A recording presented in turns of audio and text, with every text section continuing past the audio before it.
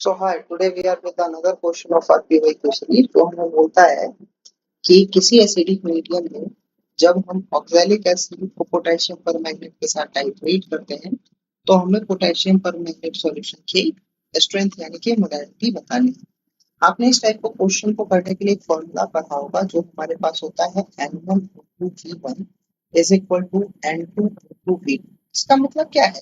इसका मतलब ये है कि किसी भी इक्विवेलेंट पॉइंट पे जो हमारे पास ऑक्सीडाइजिंग एजेंट का मिली मोल्स होता है, मिली इक्विवेलेंट होता है, वो इक्वल होता है रिड्यूसिंग एजेंट के मिली इक्विवेलेंट।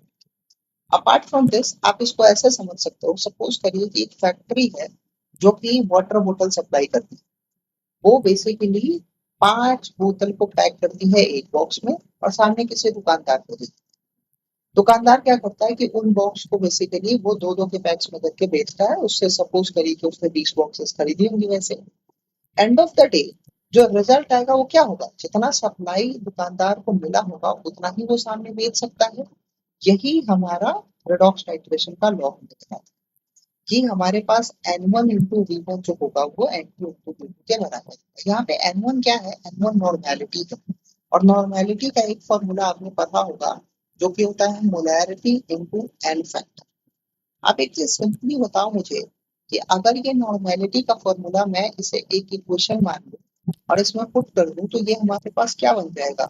अब ये हमारे पास बन जाएगा M1 इंटू N1 इंटू में हमारे पास V1 is equal to M2 into N2 into में हमारे पास बन जाएगा V।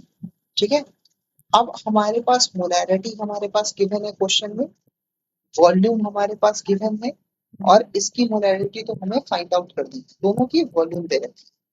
हम लोग देखते हैं कि हमारे पास क्या क्या गिवन है और क्या क्या निकालना है। अगर हम यहाँ पे देखेंगे तो हमारे पास M1 की वैल्यू गिवन है हमारे पास, दैट इज क्या है? दैट इज हमारे पास 0.51।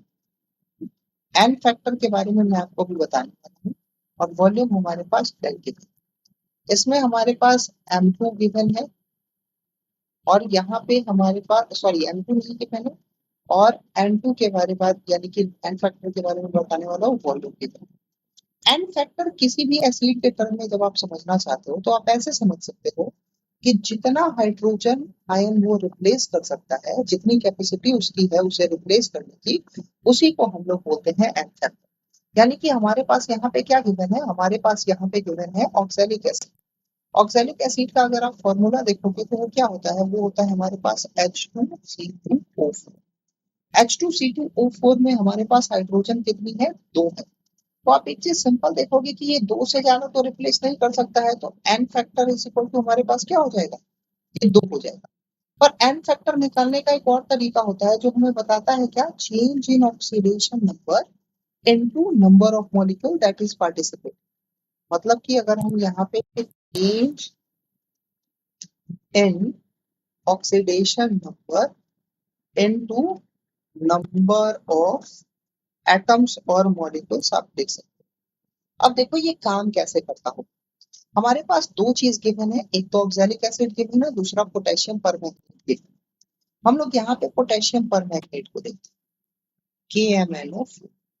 आप एक चीज सिंपली देखोगे तो आपको क्या समझ में आएगा कि इनिशियली हमारे पास पोटेशियम परमैंगनेट की अगर हम एन फैक्टर निकालने की बात करें तो हमें चेंज इन ऑक्सीडेशन नंबर निकालना होगा। और चेंज मतलब क्या होता है?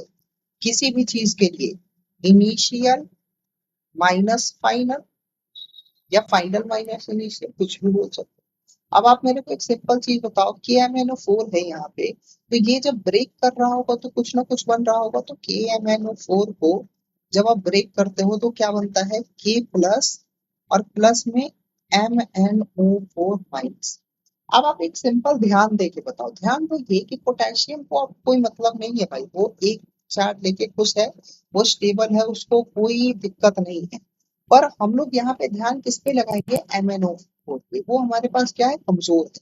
तो यहाँ पे जब आप MnO4 को देखोगे माइनस को, तो वो हमारे पास क्या करेगा? सबसे पहले आप इसकी इनिशियल ऑक्सीडेशन नंबर निकालो। ऑक्सीडेशन नंबर निकालने का जो तरीका है वो ये है कि जिसका भी ऑक्सीडेशन नंबर आपको निकालना हो उसे आप एक्स अज्यूम कर लीजिए। तो मैग्नीशियम को हमने एक्स अज्यूम कर, प्लस में कुछ जो हमारे पास एलिमेंट्स होती हैं उसकी हमारे पास पहले से वो दे रखा होता है या हमें पता होता है। तो ऑक्सीजन का हमें पता है कितना होता है, -2 होता है, इनटू में जितना एटम है उससे मल्टीप्लाई करवाइए तो 4।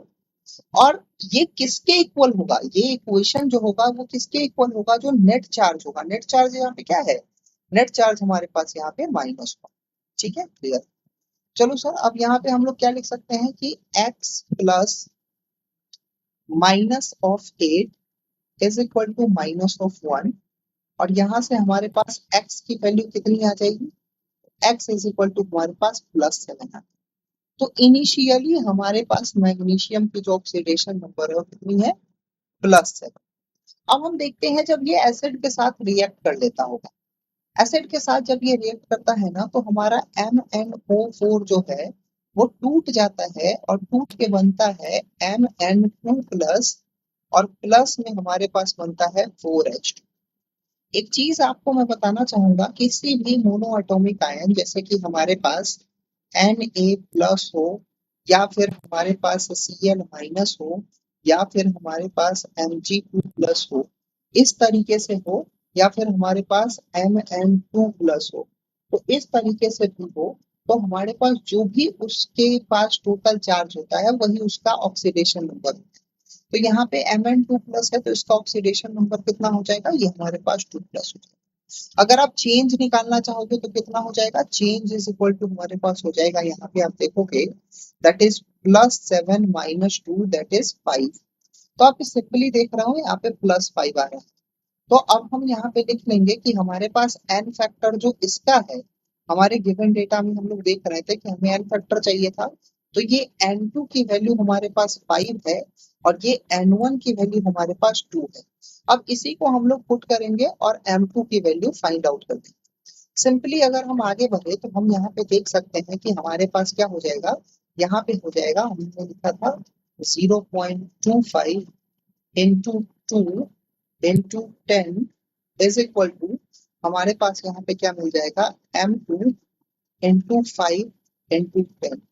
ये 10 और 10 कैंसल आउट हो जाएगा और 0.25 पे पॉइंट हटाने के लिए आप इसको लिख सकते हो 25 अपॉन 100 इंटू में हमारे पास 2 अपॉन में 5, क्रॉस मल्टीप्लाई करवा दीजिए इज इक्वल टू M। अब आप क्या करो, 5 और 25 को कैंसिल करो 5 टाइम्स, और ये 100 को 20 टाइम्स खत्म कर देगा, 2 से ये 10 टाइम्स। तो हमारे पास M2 की वैल्यू आ गई कितनी, 1 अपॉन में 10। अब ये जो 1 अपॉन में 10 आया है वो क्या है, वो 0.1 मोलर हमारा रिक्वायर्ड सॉल्यूशन है, जो कि अगर हम यहाँ पे देखें तो हमारा ऑप्शन नंबर 3 जो है वो एब्सोल्युटली करेक्ट हो जाए। ठीक है। अपार्ट फ्रॉम दिस हमें एक चीज और यहाँ पे समझने की जरूरत है कि हमारे पास यहाँ पे MnO4 में हमने कंक्लूड कर दिया, हमें पता था कि Mn2 प्लस आ गया, ठीक है। पर जब ये ब्रेक हो रहा होगा एग्जैक्टली तो इसमें क्या क्या रूल एप्लीकेबल हो सकते हैं वो हम लोग नेक्स्ट लेक्चर में जरूर देखेंगे और उसको समझेंगे। अपार्ट फ्रॉम दिस अगर आपको मेरा बताना अच्छा लगा है तो प्लीज आप चैनल को लाइक सब्सक्राइब कर सकते हो। अपार्ट फ्रॉम दिस एक चीज और हम्बल रिक्वेस्ट है कि आप कमेंट सेक्शन में एटलीस्ट आपके जितने डाउट्स होते हैं वो आप जरूर डालिए, मेरे से पूछिए, मैं उनके भी सॉल्यूशंस आपको प्रोवाइड करूंगा। उस सीरीज में जितने भी प्रीवियस क्वेश्चन है उसको सबको सॉल्व करना है हमें, और एक बेसिक तैयारी जो होती है PYQ की वो बहुत अच्छे से करते हैं। Thank you so much, have a great day.